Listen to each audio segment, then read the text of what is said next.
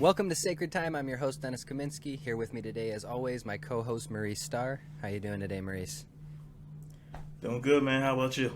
I'm feeling all right. I'm looking forward to experimenting with the new format for the show. We're going to try some topic of the week type stuff today. We're going to do a little less personal conversation and a little more what the general public wants to hear, which is stories about the same shit they already hear about all day, every day. Every day.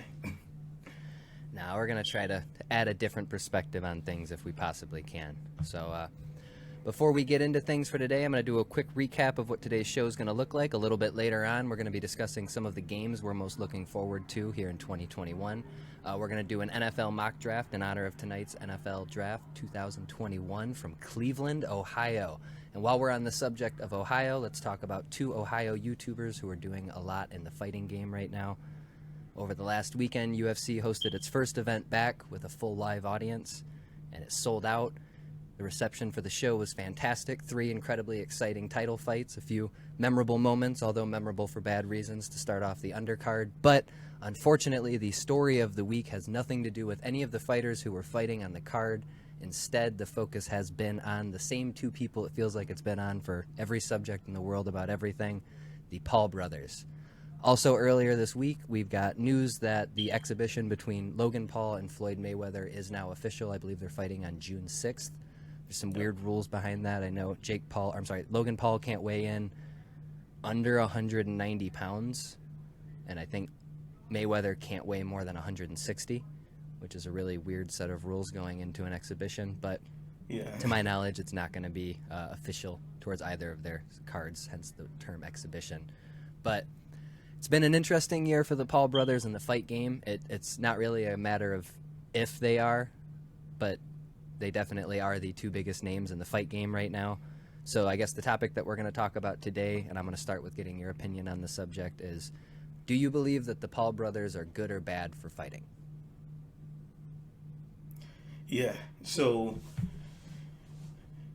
I'll just state my main opinion. For fighting, no, I don't think they're good for fighting because there's no issue with like what they do and who they are. Like they've became internet personalities, YouTube stars, and a part of that was whatever they were doing. I don't really follow them that much, but their content was something that people were intrigued about. They clamored for it, so that's where they got that popularity from. So they're doing great things with that in terms of the business side of making money, of keeping that interest, of keeping people wanting to, spend their own money just to watch a exhibition, something that's not the level of fighting, the level of talent that you see in something like a UFC fight night, let alone a pay-per-view, right? So that's exactly the point. Like you take someone like Conor McGregor. Yes, he brings this interest and this rave attention to fighting, specifically the UFC, because of his personality. But he's a fighter first. That's can't be denied. Like he could have the same talk, the same swagger, and all of that, but it's the fact that he's gone in multiple times and proven it on multiple levels. So knocked out Jose Aldo in under 30 seconds. You know what I mean? Like a fight that you were clamoring for because before that it wasn't like all those something like 32 or 30-0, and I might be a little bit off, but I'm not that off. He was on like a 12-year undefeated streak, if I remember correctly. Yeah. And to just get smashed in less than 30 seconds, it was incredible. And then it grew this legend for him. But it didn't detract from the fact that he's a great fighter, he's fun to watch, and when you talk about some of the greatest fights in like the last decade, there's no way you don't mention Conor McGregor at one point, right? So you're telling me Jake Paul, Nate Robinson's not on that list of great fights? No, it's not even close. And of course, we're kidding, but that's the main difference because I'm not going to knock them for the fact that they're capitalizing on the opportunity they have for themselves, but for fighting, it does nothing for the sport. It doesn't.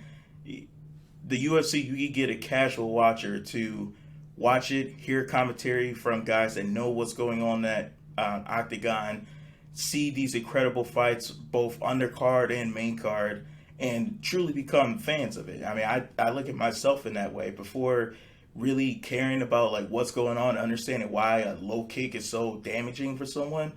And it was just something that I just naturally wanted to look at. It was something that I grew an interest in just watching these fights day in and day out. And at the end of the day, it's about two guys who you set up a fight, they train their ass off, and it's who did what they needed to do during that training time to win that night.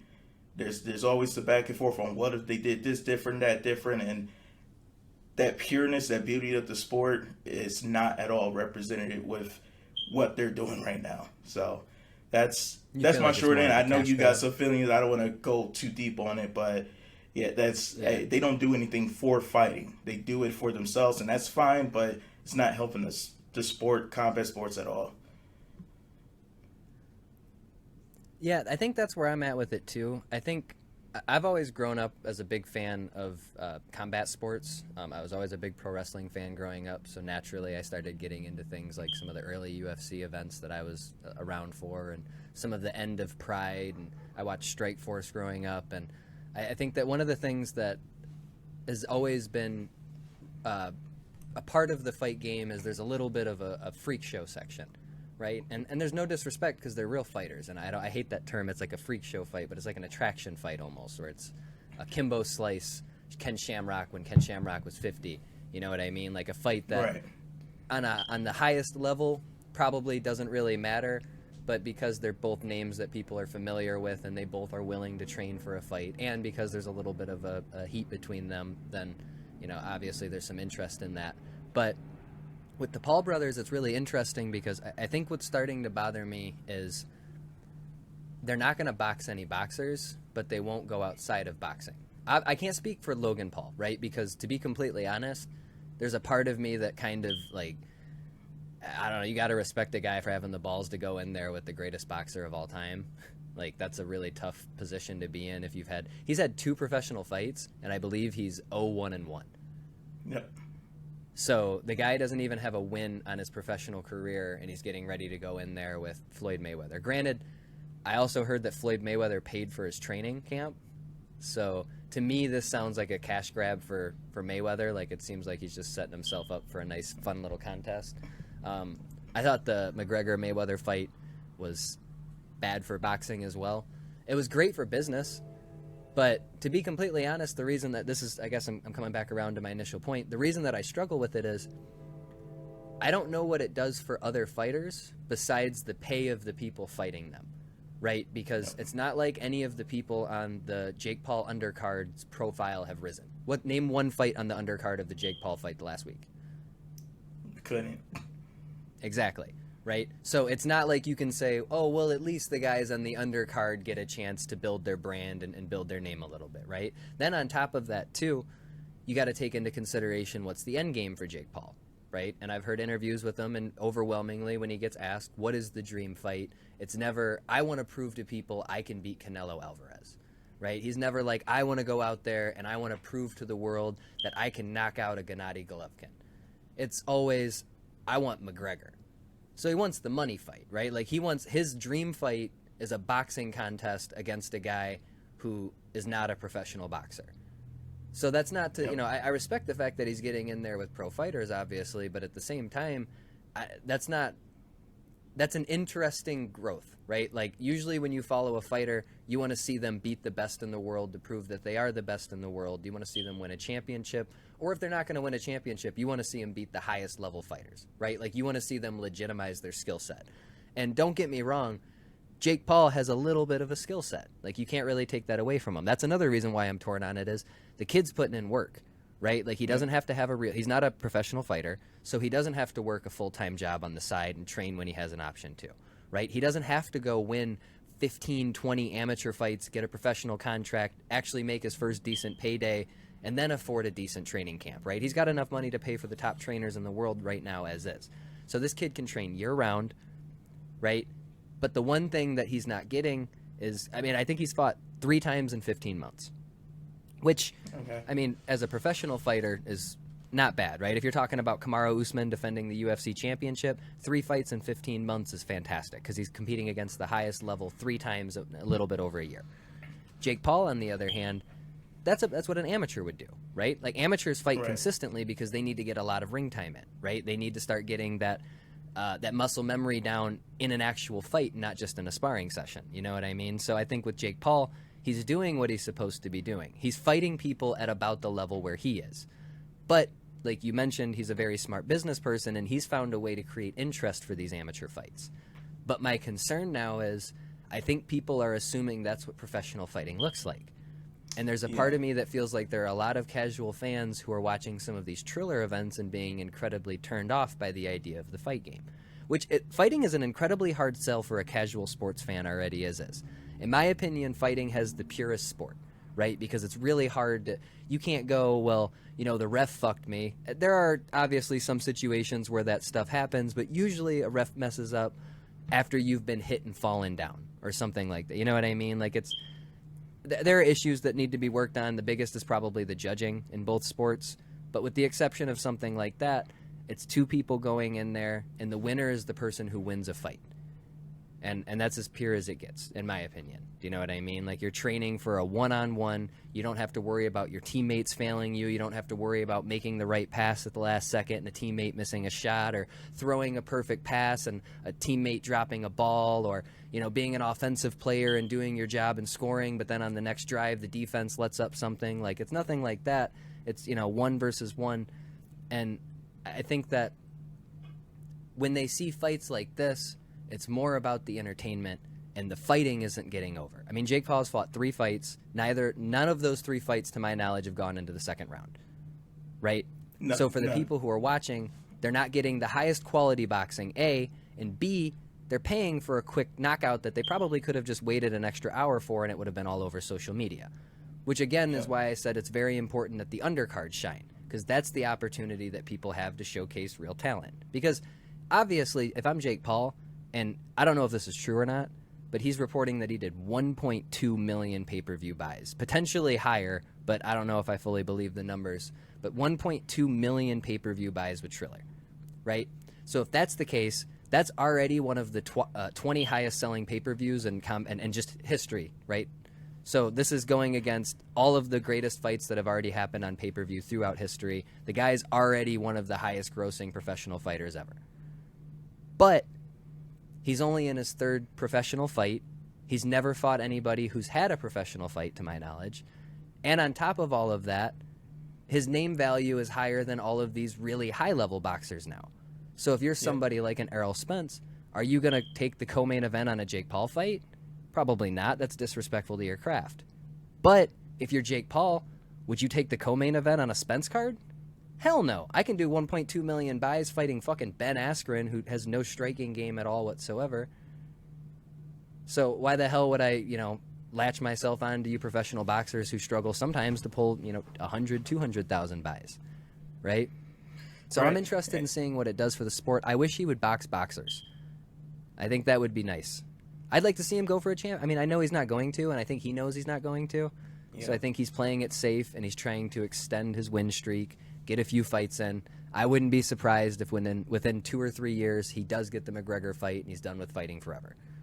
Kid's 23 or 24, and he's already talking like, I don't know how many fights I got in me, man. This fight game's tough, which, I mean, I just saw a video where Andy Ruiz said he fought over 120 amateur fights before he even got his first professional fight.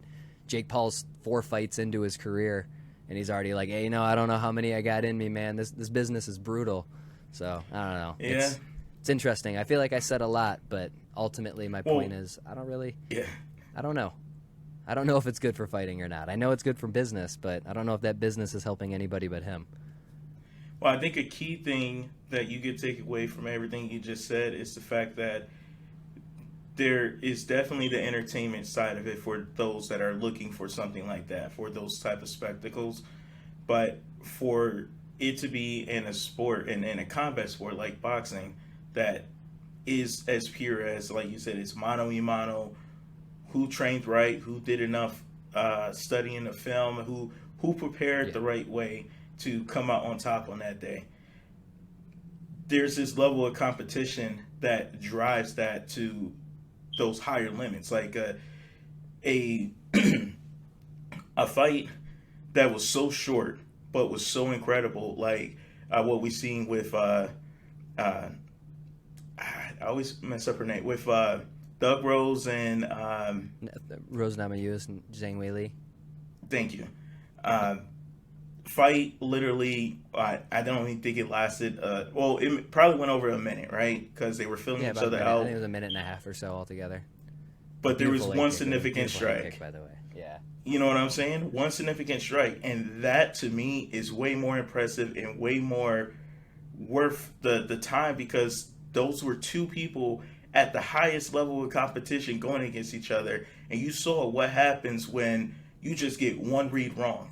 And it wasn't like I just messed up there. She got led into that. Rose did everything to set that up. You pointed that out when we were watching that. That's the beauty of the sport. What you're seeing when you take a guy like Jake Paul going against Ben Askren, who you that man should have way more respect than what he gets right now. Like, he's an incredible grappler. No one's ever sat there and said Ben Askren's nice on his feet. You know what he's capable of, and had he came to the UFC earlier than where he did, he probably would have eventually got the point to where at least had a title shot and might have won it, right? So that situation, he got no respect for it. Everybody was like, "Oh, he's a scrub. There was no reason why that should have happened." Yada yada yada. And those are fair points for the fact that he doesn't do any stand up. That's not his forte. But also coming off of hip surgery. Also coming off of hip surgery. Also after getting starched by Masvidal with a knee. Yep. Like, that's not something you just, it's been a year, so I'm okay right now. So it's a lot that just takes away from the actual sport itself, which makes the question of, is it good for fighting? For me, just a simple no. It's not. There's nothing that they add value to it. But like you said, it'd be interesting if it got to a point where, you know what, hey, we made enough money or we did enough. Let me just try something, right? You don't have to fight the number one guy. If you did one match like that, at least then, like, okay, you got my respect. I give you that. You did one. Yeah, I understand. And I think, to me, that's where it's difficult. It depends on what the end game is, because I think this Jake Paul versus MMA thing is as fun as it can be for the storylines and the possibilities and so on and so forth. If he keeps beating MMA guys who aren't at the highest level of striking, it starts to make MMA look bad. Yeah. And he's not doing anything to improve the boxing business, because now you got a guy who's proving, I don't even have to fight the highest level of competition. And to be completely honest, the biggest issue in the boxing game for a very long time has been top challengers being ducked by champions, or the top fighters refusing to fight each other because they'd rather pad their records and keep their brand extended. Right? I'm an undefeated fighter. Granted, I haven't gone after the championship yet, or the one time I did go after the championship, I met my match, but there's a lot of people who want to pad the record. They want to be Floyd Mayweather. There are a lot of big fights that wouldn't happen.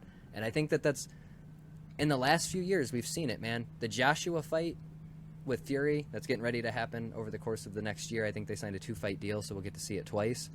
Yep. Don't get me wrong, it's exciting. But it's 1,000 times less exciting than it was 2 years ago, before Anthony Joshua got knocked out. Do you know what I mean? And it's, if these things happen a little bit quicker, then you get to see the best versus the best. At one point in time, we could have had an undefeated Anthony Joshua versus an undefeated Tyson Fury, or I guess he had a draw with Deontay Wilder. So still technically undefeated, but Deontay Wilder was in the picture as well, and now his name has absolutely nothing to do with the conversation. So it can change very quickly. There are very small opportunities to get some of these great fights made.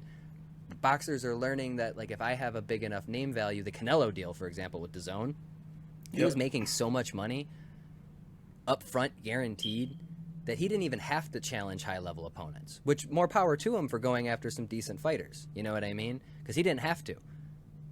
I believe they signed that deal, and then they signed a deal with Gennady Golovkin as well, hoping that eventually DAZN could, hey, this is the third fight in these guys' trilogy. But neither of them ended up needing to do it because they're already making so much making so much money to fight, whoever the hell they end up fighting. They got a guaranteed contract, which is great for the fighter, right? Because you got a guaranteed payday. You don't have to stress about some bullshit coming up. But, now that Jake Paul's going out there and selling 1.2, 1.5 million pay-per-view buys, fighting against a guy who's renowned for how mediocre of a striker he is. You know, if I'm a guy like any of these young guys, like if I'm a Garcia or something like that, unless you really want to challenge yourself and be a champion, you maybe start looking around at like, hey, who are some YouTube guys who I can go out there and pick apart, right? Like, who are some guys that I can make a big payday against? Who's a UFC fighter who realistically I'm going to starch because I've been training at this since I was 5 years old, but who has a higher name value than any of these other boxers? And I think that's the reason it bothers me. I almost wish Jake Paul was just straight up fighting in MMA right now. I very strongly dislike him being a boxer and refusing to box other boxers. As a matter of fact, I saw an interview with him the other day where they asked him about boxing another boxer, and he kind of laid it out like, a lot of these people have been training since they were kids, so that would be unfair. Like, well, I can't fight those guys. They're real boxers. All right, well, then let's go fight DC in an MMA fight. No, I'm a boxer. Come box me. We'll box a boxer. Wait a minute. Those guys have been training since they were little kids. So I don't know. It's one of those things that I hope he proves me wrong. I hope he takes a boxing match against a boxer who has any experience. There's a dude on his undercard who's 9-0 now with 9 knockouts, right? That guy clearly already has something with Triller. They were bouncing his name around during the event as a potential opponent. I don't know the guy's name, so obviously for Jake Paul, it's not very attractive from a marketing standpoint. But let's be honest, Jake Paul fights anybody, there's a really good chance people are going to go buy that fight. Yep. So I would love to see him do that. But I have a feeling like we're going to get somebody weird. Probably. And, you know, it's... I think one of the funny parts of it is it almost seems like there's certain elements of it that you can kind of go back to wrestling sometimes with like some of the guest appearances they had, and that's kind of what this feels like. Like, it's not...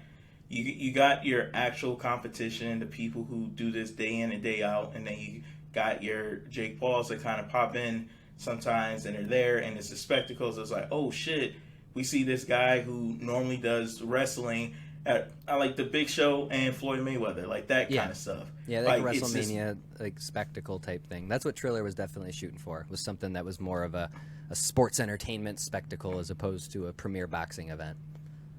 Yeah, and poor Al Bernstein. Poor Al Bernstein. Yeah, you know, it's... I don't know. We'll see what they go from there with. I'm sorry, where they go from here with it. I don't think there's anything to expect more of it. If it does, I'd be happily surprised, and I will say it right now. If he does fight a legitimate boxer, I'll watch it. I'll as long as it's not ridiculous. I don't know do you know how much the pay-per-view for that Triller fight was? I believe it was $50 or $60. Oh shit! Something like that. Yeah, no. Here's the thing. I will never pay for a Triller event in my life. Based off of what I've seen so far, it's a shit show. And I think that if they have one guest musician. Don't do a 20-minute musical set between each fight. That's besides the point, I guess. Last thing we could have a whole another half hour conversation about that production. I would love to. That was horrendous. But last thing that we'll end on with this Jake Paul conversation is, who do you think he should fight next? What do you think is the next move for Jake Paul? You said you'd like to see him boxer. Do you have fight a boxer? You'd like to see him box a boxer. Do you have anybody in particular that you'd like to see him go against? No one in particular. And to be honest, I don't know what weight class he fights in. And like we talked before, I'm not super familiar with all the different distinct weight classes in boxing to know like who's close enough that they could, do a catch weight kind of thing. But I say anybody who's not. Okay, so my thing is as long as it's somebody who's not Nate Robinson or Ben Askren, like those two guys, there's no argument. You try to say, okay, well, he's an athlete because he did basketball. Yeah, he's also retired. He's also like Jake Paul's I don't mean no disrespect to Nate Robinson, but I'm pretty sure I'm not off when I say he's probably like a foot taller than that guy. It was like a heavyweight fighting. Yeah, about 8 inches of difference altogether. I think Nate Robinson's 5'6". Jake Paul's like 6'1", 6'2". Officially, that fight never happens, but it did because of what it was supposed to be.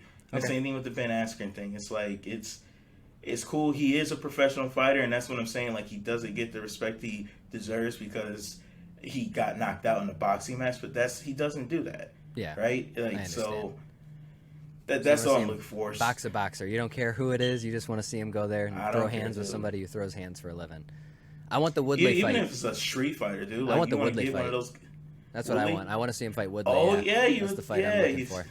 Same weight class as Askren. He'll be able to make the weight. He will be in way better shape right off the bat. He's got boxing training, but to my knowledge, he has 0 professional boxing fights. So it's another one of those. I'm going to go box a guy who I technically have more experience than. But You know, the only thing I'm worried about, and this is no disrespect to Woodley, but I've had to watch him get put down the last couple of fights. he only got put down the once. Yeah, you're right. He got put down the once. He hurt his ribs but against Colby. Granted, he was getting starched during that fight. Gilbert Burns clearly beat him 5 rounds to nothing. Usman threw him around. The Luque fight was... I mean, for a minute there, it looked like Woodley was about to put him down, but unfortunately, he got caught with something dirty, so it is what it is. But we'll move on from the fighting conversation. We're going to move into another sports event, like we mentioned earlier, from Cleveland, Ohio. We got the 2021 NFL Draft. It's an exciting draft this year. I believe it's another one of those Zoom drafts. I think we're going to see a lot of the players sitting at home with their families.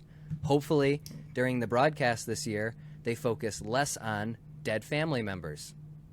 Let's try to raise up the show a little bit. Every time somebody got drafted, it was like, he was the #1 wide receiver in the ACC last year.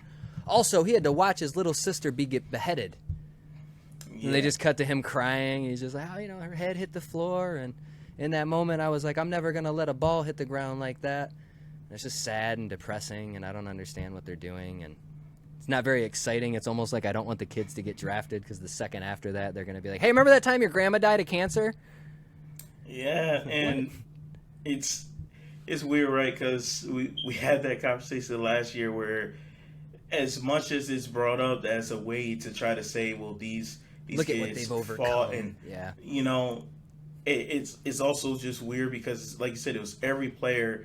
It's like they did enough digging to find something to say, like, well, either he was homeless at one point, American or Idol he thing. lost somebody, or we need an angle. Yep. Hell Gotta have an angle.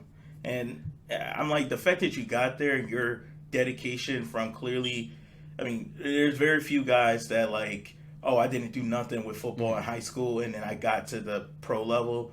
Most of those guys started in middle school with this and just had that dream and grind to get where they're at. Yeah. That's good enough for me, but... I agree, yeah. Hey, getting to the league, that's an accomplishment. Overcoming all of those thousands of other football players who did not get drafted in the first round. Yeah. But no, we're going to, it's very depressing. But on a more optimistic note, we got a lot of young men who are getting ready to get the biggest payday that they're ever going to have had in their life, unless they went to Alabama, in which case they've already received the biggest payday they're ever going to get in their life. Yeah. Or LSU, apparently. Fucking Odell was throwing out stacks that one year. All right, so we got a 10-pick... in trouble for that. We got a 10-pick first-round mock draft, so we're only going to do picks 1 through 10. We went back and forth. Half of the general managers are myself.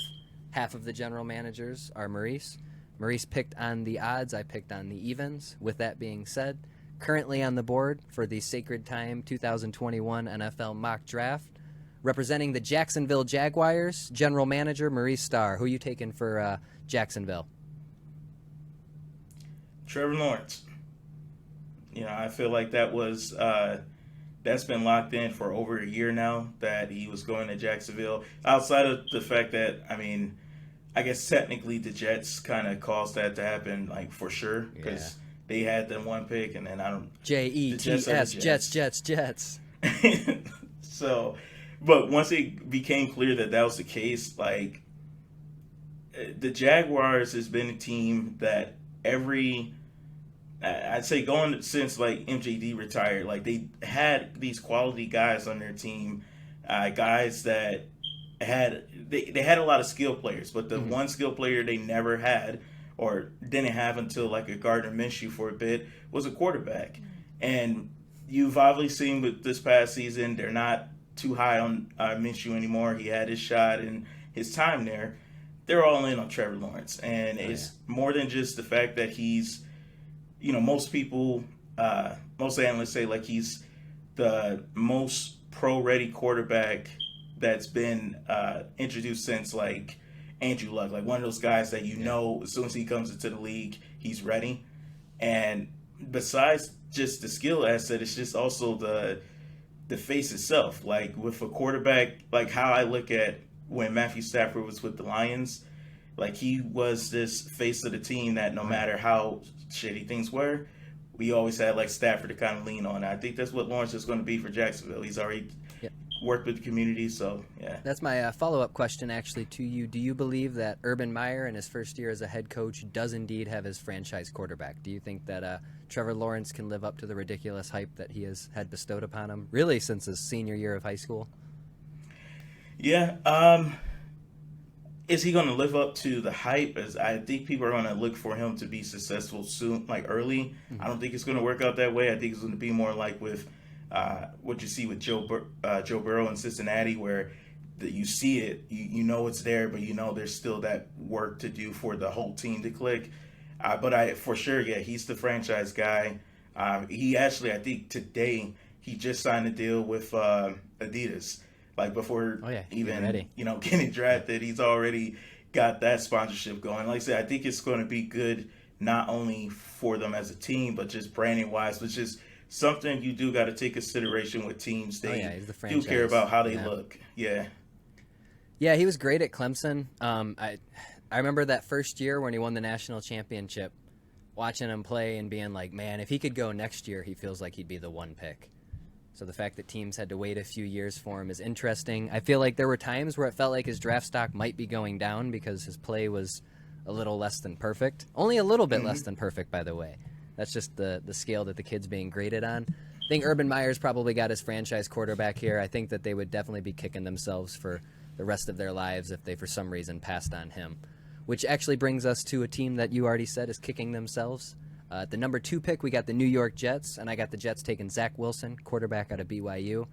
To be completely honest, I'm not super familiar with Zach Wilson. I've watched a little bit of his highlights and stuff like that, but I wasn't really following college football a lot last year, so I didn't get to see that miraculous BYU run.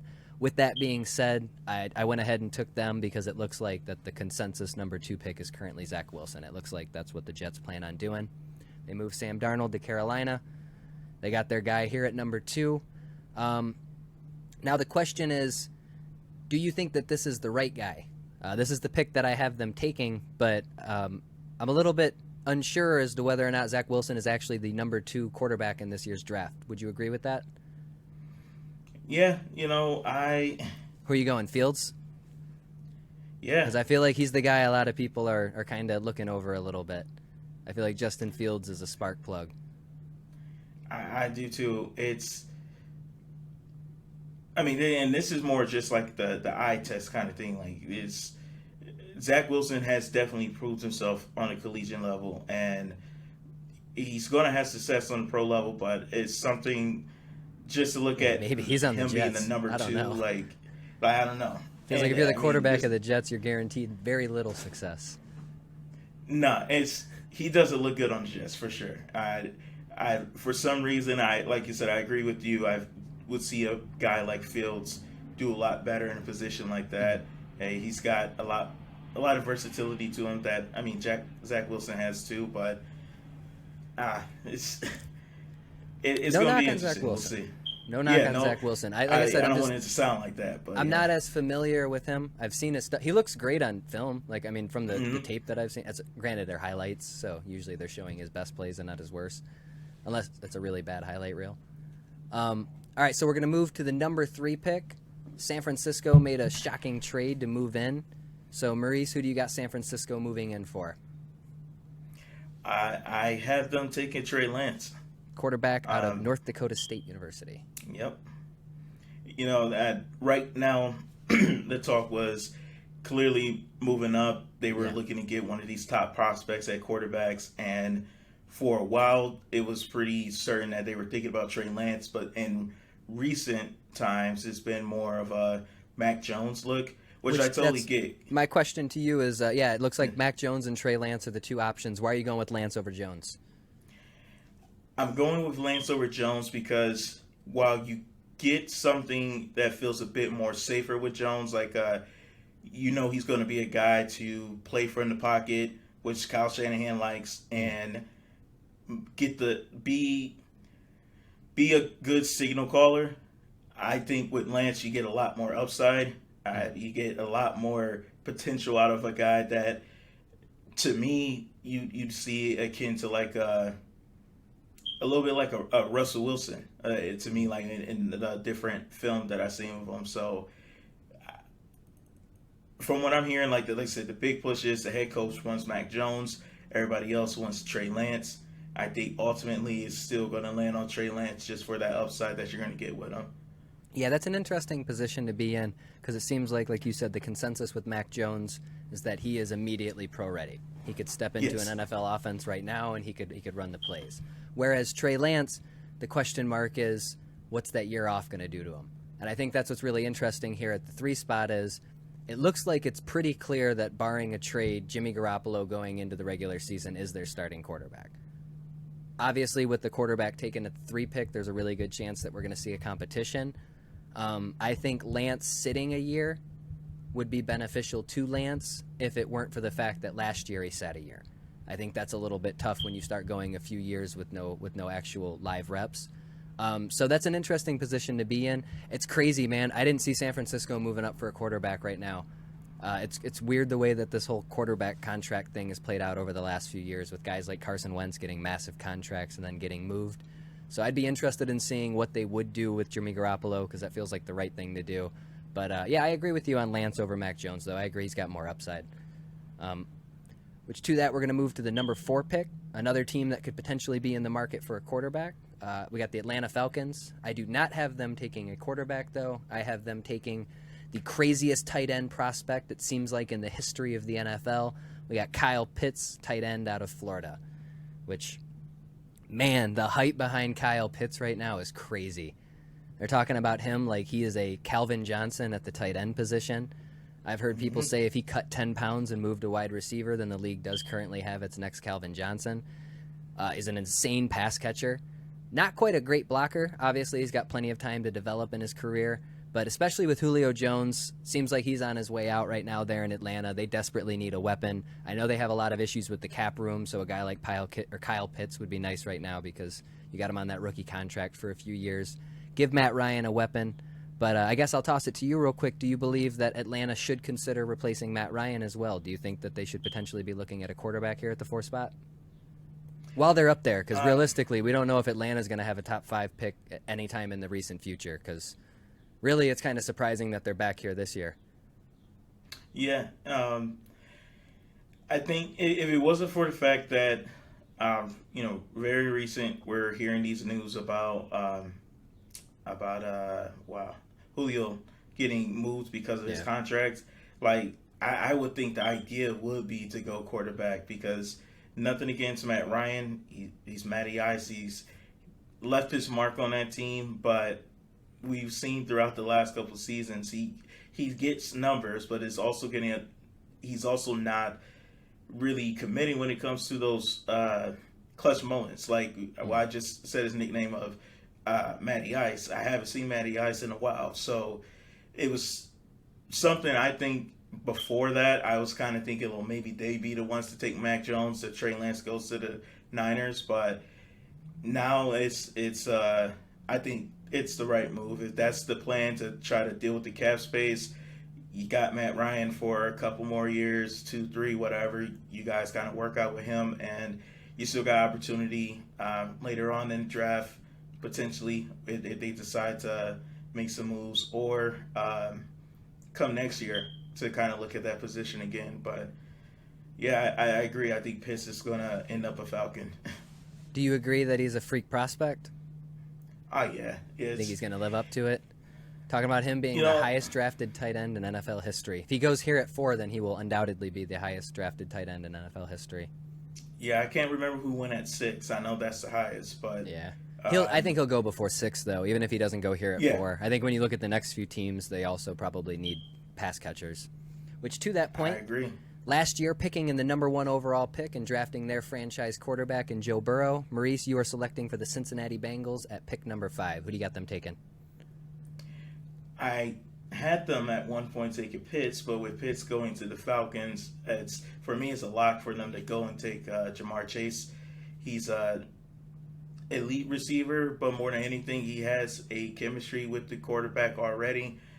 They do need a pass catcher, and I think that when you look at the team and where they're at right now, they're in this rebuilding phase. But if you give a guy like Joe Burrow, Jamar Chase, it helps not only build his own confidence. He's already had that. That's never been in doubt. But the more he gets in tune with his offensive weapons, the more that I think he'll just blossom as the quarterback that we expect him to be. And they're going to have other opportunities to work on other areas of the team that need to. Which is actually what I was getting ready to ask you here real quick. It's an interesting spot to be in for Cincinnati. Do you believe that they should go receiver over lineman right here, considering how rough of a season it was for Burrow last year? He took a lot of shots. Yes. That line was bad last year. But you think you can't pass up on a guy like Jamar Chase? You already got that built-in chemistry? I think it's one of those things where when you look at the draft overall, this draft is lighter on top prospects for receivers than they are with linemen. So, like I said, I'm not gonna. I can't say not knowing like obviously how the first round's gonna go, who's gonna just be there available for them, but there's a lot of guys that would be an upgrade and helpful to the line now. So I think when you look at the two, it's like they could definitely go with a guy like Swell, but I think with Jamar Chase, is that how you say his name? I think it is. I might be wrong. I'm probably wrong because he's Sewell, I think. Sewell. Yeah, it might be something like that. But no, yeah, I think they go with Chase still. I think it's just for the chemistry of it all, keep your quarterback happy. Obviously, he'd be happy not getting hit too, but yeah, I agree. They're going to have other opportunities throughout the rest of the draft. Yeah, like I said, I think that's a tough one right there. You always got to protect your quarterback, but it's good to have options. With that being said, at the 6th pick, I have the Miami Dolphins jumping on the guy who you just passed up on, Penei Sewell. I'm not sure if I'm pronouncing his name entirely correct, but offensive tackle on Oregon. In my opinion, he is clearly the number one offensive line prospect in this NFL draft. I think any of these teams would be incredibly lucky to have him. I think Cincinnati desperately needs a pass protector. I think that's the first priority you got to get taken care of, but it does seem like Cincy is leaning a lot harder towards Chase right now. I've heard Miami does not have interest in Penei. I've heard that they aren't planning on taking him. It looks like they're probably going to go with a receiving option. I think that might be a mistake, though. I think Miami's got plenty of picks in the first round. Maybe they think they can get a solid offensive lineman a little bit deeper in there, but I think when you got a guy like him who can probably play anywhere on the line, freak athleticism, he's explosive. The offensive line is by far the most criminally underrated position in all of sports, not even just in the NFL, but in all of sports. And in my opinion, you got a top 10 pick and you got a top 10 offensive lineman, you got to jump on him. So I think it'd be a bad idea for Miami to pass on a guy like him, especially with more picks a little bit later in the first round. Would you, same question to you as I guess I had with Joe Burrow, do you think that Miami should focus on protection for Tua, or do you think that they should be focused on getting him some weapons? Miami, correct me if I'm wrong, but they definitely have a few guys down there that have been Devontae Parker. Yeah, I was gonna say they just signed Will Fuller in the offseason. I think they still need a number one, but I agree. I think they got a decent little receiving. They got a few options at least right now. They have a few options. Didn't they also sign a running back from Carolina? Mike Davis? Yeah, I didn't know that. If they did, then I believe you. That makes sense. He had a really solid year last year, subbing in for I know he's McCaffrey. no longer with the Panthers, and I'm pretty sure he got signed by the Dolphins. If I'm wrong, I'm wrong. But either way, I think you're right. If I'm right, I'm right.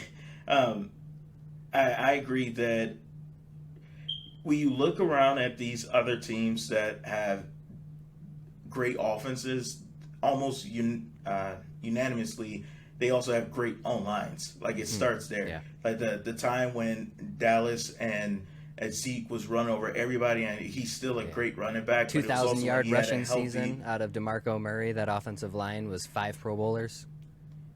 DeMarco Murray. There also there was McFadden too, right?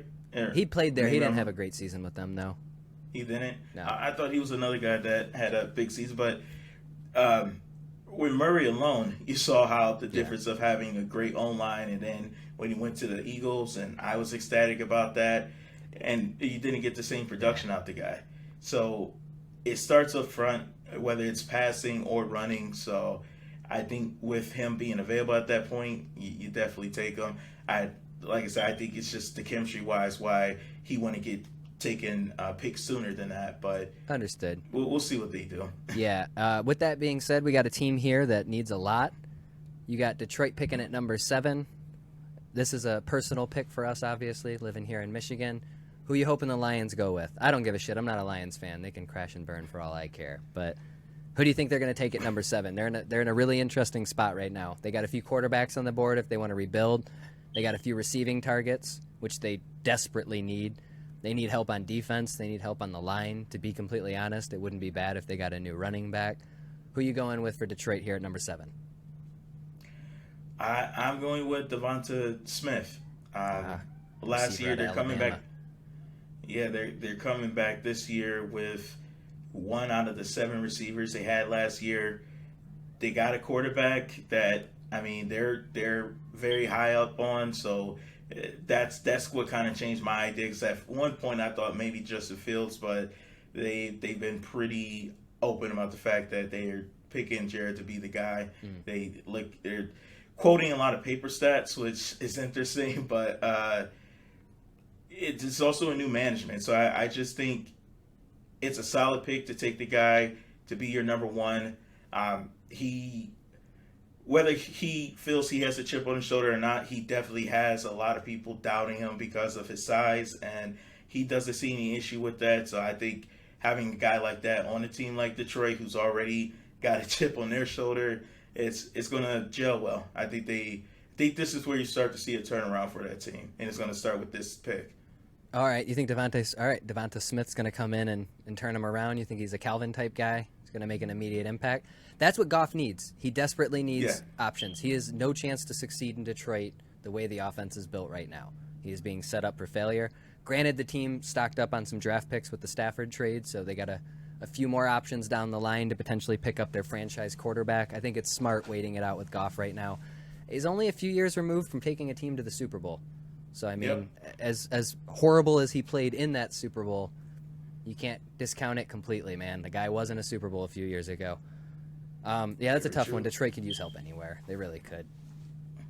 Before we get into the number 8 pick, just prior to us recording, it was announced that the Carolina Panthers did trade Teddy Bridgewater to the Denver Broncos for a 6th-round pick. I don't know if that's a this year or next year 6th-round pick, but they got one of their picks back. I think it's this year. This year? They got one of their picks back then for the Darnold trade, because I believe it was a 2nd and a 6th for Darnold.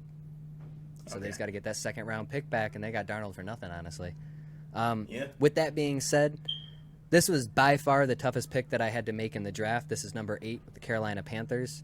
They could go in so many different directions, but this really feels like the team that's most likely to trade out of the 1st round to me, because they've been making it very clear that they're hot on Fields. They're probably trying to stir up some interest in him.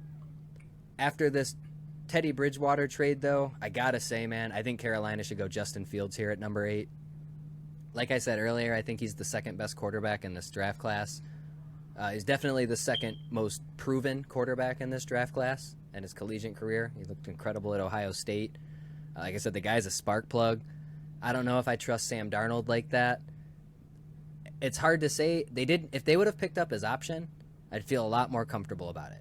But I believe he's got another year on his contract after this year if they pick it up. If not, he's only got 1 year left. They have yet to pick up that contract or that year on his contract. So I don't think it would hurt to if a guy like Fields is available at 8, I don't think you can pass up on him. Creates a quarterback situation there in Carolina. It's a lot less convoluted than it would have been, though, with Teddy Bridgewater. I think that's a good pick. We'll move quick here on this one. We're going to try to run through these last 2 picks pretty quick. Sounds good.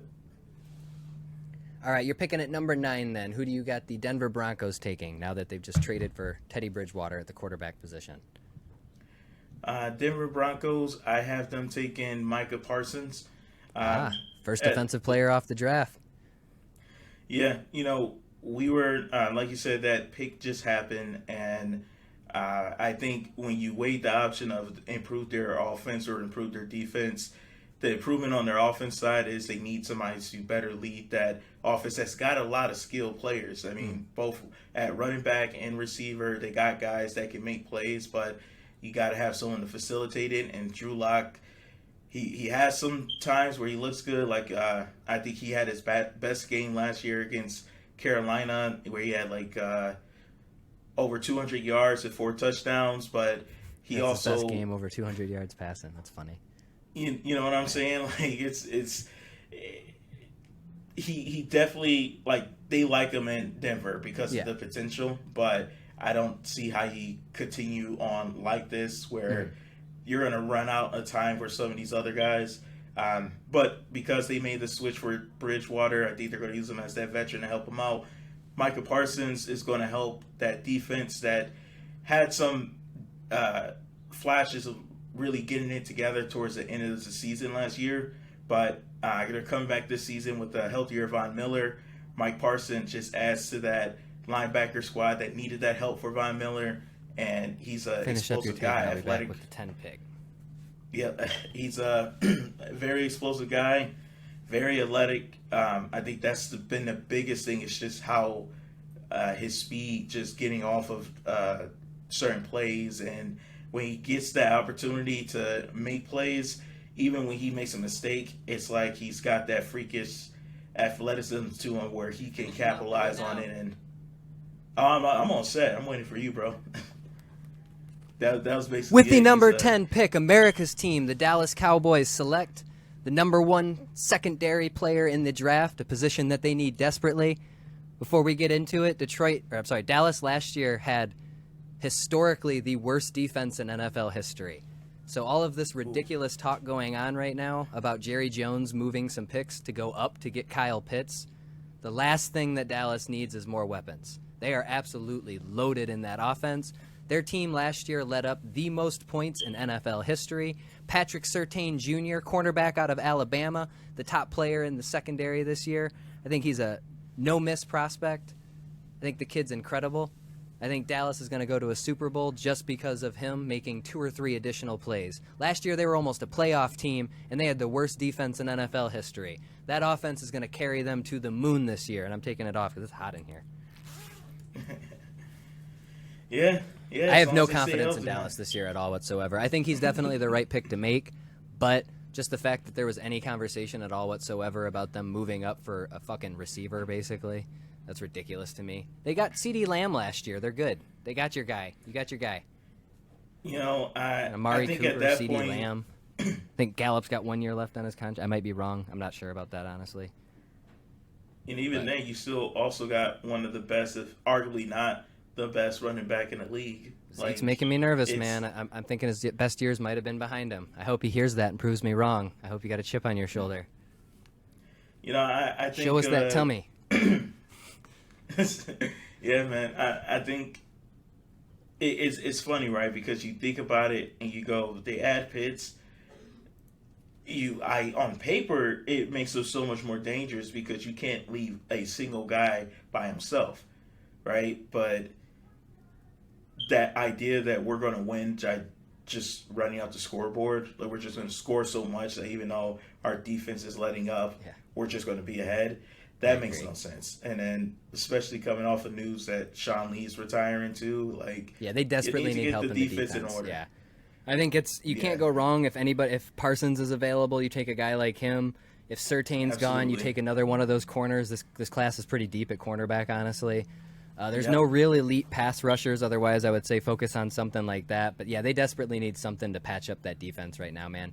You can't be letting up the most points in NFL history. But that is our 2001 first round NFL mock draft. Sacred time, kicking it at you, doing our mock draft. I don't really have a closing thing for that. We're going to move on to the next subject, ladies and gentlemen, which we're going to end the podcast here today with a pretty quick conversation. This one seems incredibly off topic given the way the conversation has gone thus far, but hey, fuck it. We're just trying to kill time, you know? Maurice, we had this conversation a few days ago, but you specifically wanted to highlight a few games that you're really looking forward to on PlayStation 5 specifically this year, or are you just talking video games across the board? Sticking to the PS5? So to give a tiny bit of backstory, it is more with the PS5, but it How about still that Ratchet from a and Clank conversation. trailer? It was a great trailer, and you know, more than anything, like you have a PS5. I'm not lucky enough to have one of those yet, but one of the things I know we were talking about was like playing some of the games. You didn't really get that feeling of like, oh, this is a brand new console just yet. I think this game is going to be one of the first games where you're really going to start to notice the generational difference between this year's console with the PS5 to even the PS4 Pro. Like the animations and the sequences that we've seen so far in the trailers, fingers crossed that it's going to actually be like real I hope gameplay. it's that smooth. You know, but Yeah. I mean, it was literally like there's a scene in there where Rivet, who's it's already kind of been put out, the idea about this Ratchet and Clank game is they're going to alternate Yeah, through universes. dimensions. So you're the- female the- Ratchet. yeah, she's Rivet, and she hits some crystal thing to go into another world, and there's no load time. It's just instant. Boom, you're into the next realm. And that's just so exciting because games, they've gotten pretty clever with how to hide those loading sequences where, you know, you're doing some action that seemingly seems like, oh, it's a little bit of a struggle for the character. The and that's example why that you were using was in the God of War game. There's some moments where he goes through like crevices and he Yeah. shimmies his way through, and then that's kind of their way of masking that they're loading the next setting. Right, and I mean those sequences. I mean they're cool, and there's nothing wrong with them. But it's exciting just to see like what other things are gonna advance when you don't have something like load times slowing you down, or you have to work around that for certain sequences. God of War being a good example. I mean that game is known for its high-paced action sequences. Yeah, I agree. It's a perfect game to experiment that with. Yeah. Did you play the last Ratchet and Clank? The very last one, no, I did not play that. That was I a did great play game. the The game was incredibly fun. We're talking about Cracking Time Yeah. before that. Was that the last one on the 3? I think so. I think that was Yeah. it. The Those last games are one I fun as played hell. was, yeah. They're part of like a group of like those early PlayStation games like Crash Bandicoot, Bandicoot, and Jackson Dexter. That like when you think about it, those were like those early PS2, some PS1 games that just bring such fun nostalgia for that. It's like Mario, man. for They've that- been kicking them out good for years, too. Like, the quality hasn't really declined. It feels like that's a franchise that they put a lot of love into. Which, before we wrap up real quick, because we're going to try to wrap up here quickly, Yeah. is this the game you are most looking forward to in 2021? Or is there something a little bit more exciting for you?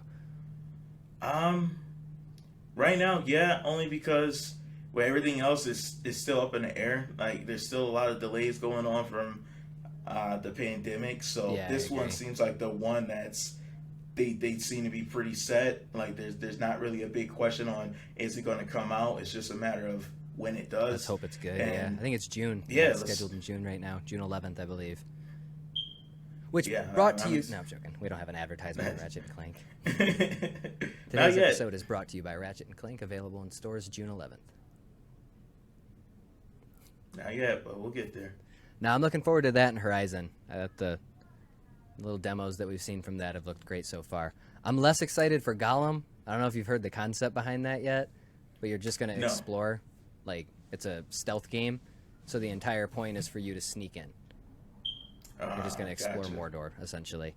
But, yeah, that's it. Gollum gets to explore Mordor, and if you guys would like to explore our social media, you can find Sacred Time at Sacred Time Pod on Instagram and Twitter.